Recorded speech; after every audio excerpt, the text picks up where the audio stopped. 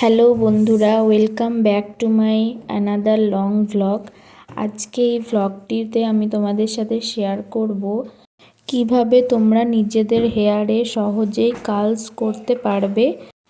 আমার কাছে হেয়ার ফিক্সারটা নেই, তাই আমি হেয়ার সিরামটাই অ্যাপ্লাই করলাম। ফিক্সার থাকলে কার্লসটা অনেকক্ষণ স্টে করবে। আমার ক্ষেত্রে স্টে করেনি, যেহেতু আমি সিরাম দিয়ে কাজ চালিয়ে নিয়েছিলাম। তো ওই যে সিরামটাকে আমি পুরো হেয়ারে ভালোভাবে স্প্রেড করে দিচ্ছি।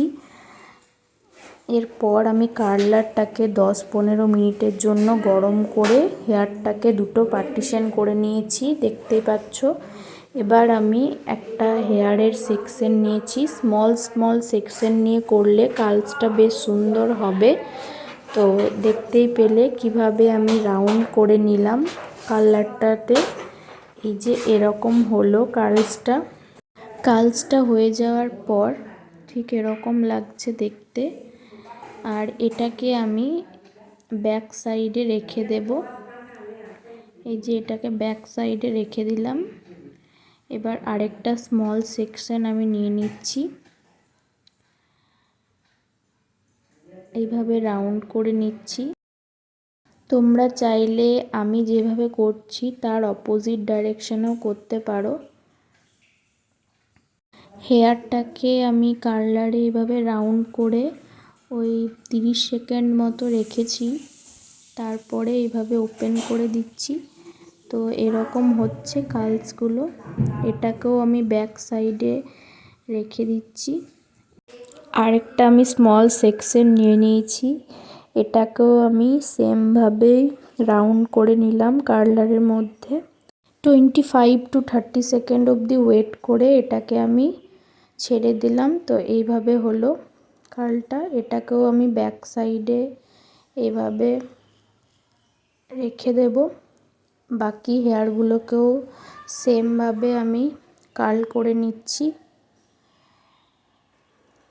একা কার্লস করতে কিন্তু অনেকটাই টাইম লাগে, তাও আবার যদি পুরো চুলে তোমরা করতে চাও অনেকটাই টাইম লাগবে, প্রায় 1 ঘন্টার কাছাকাছি লেগে যাবে টাইম।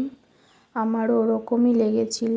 তারপরে যদি তোমাদের আরও থিক হেয়ার হয়ে থাকে, আমার হেয়ারটা অত থিক নয়, অনেকটা থিন হেয়ার। পরপর আমি স্মল পার্টিশন নিয়ে হেয়ারটাকে কার্লস করে নিলাম। এই যে অনেকটাই হয়ে এসেছে। এই সাইডের এই লাস্ট পোর্শনটাকে আমি কার্লস করছি, সামনের।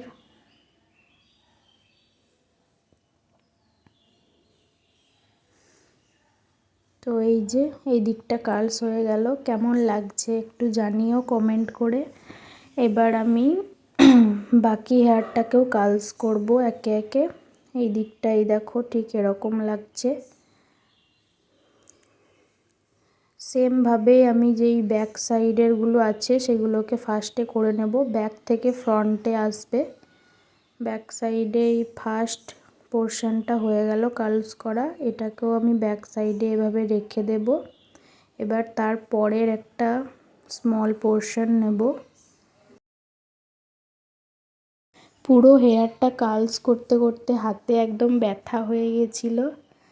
আর আগের থেকে টাইম নিয়ে বসবে, না হলে কিন্তু কার্লস করার পর মেকআপ, তারপর ড্রেস আপ করতে করতে অনেকটাই টাইম লেগে যাবে।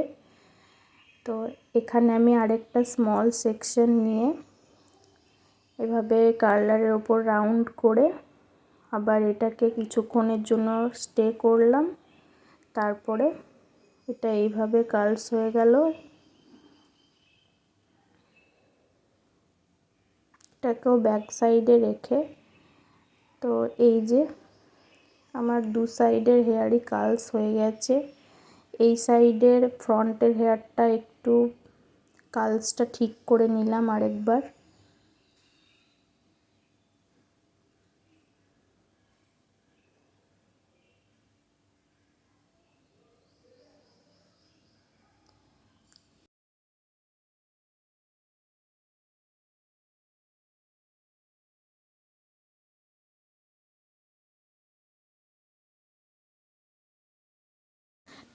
টু 35 সেকেন্ড ওয়েট করে এটাকে আমি এভাবে লুজ করলাম। তো এই যে এইভাবে কার্লসটা এলো এরকম। তো কেমন লাগলো ভিডিওটা একটু জানিও। তোমাদের যদি একটু উপকার হয়ে থাকে আমাকে কমেন্ট করে অবশ্যই জানিও। এবার আমি নিয়েছি একটা জারবেরা পিঙ্ক কালারের, আর কিছুটা জিপসি নিয়েছি।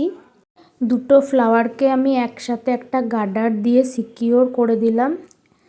এরপরে আমি এটাকে এইভাবে হেয়ারে আটকে নেব পিনের সাহায্যে, মানে ব্ল্যাক কালারের যে সরু ক্লিপগুলো হয় ওই ক্লিপগুলোর সাহায্যে। এই ফ্লাওয়ারগুলোকে আটকাতে প্রায় 4-5টা মতো ক্লিপ লেগেছে। তো ভালোভাবে এই যে সিকিওর করে নিয়েছি। তো কেমন লাগলো ভিডিওটা কমেন্ট করে অবশ্যই জানিও। আর আমার হেয়ার স্টাইলটা এন্ডে তোমাদের কেমন লাগছে একটু জানিও। আজকের মতো এইটুকুই। এরকমই আরও ভিডিও দেখতে হলে আমার চ্যানেলটাকে সাবস্ক্রাইব করে রেখো।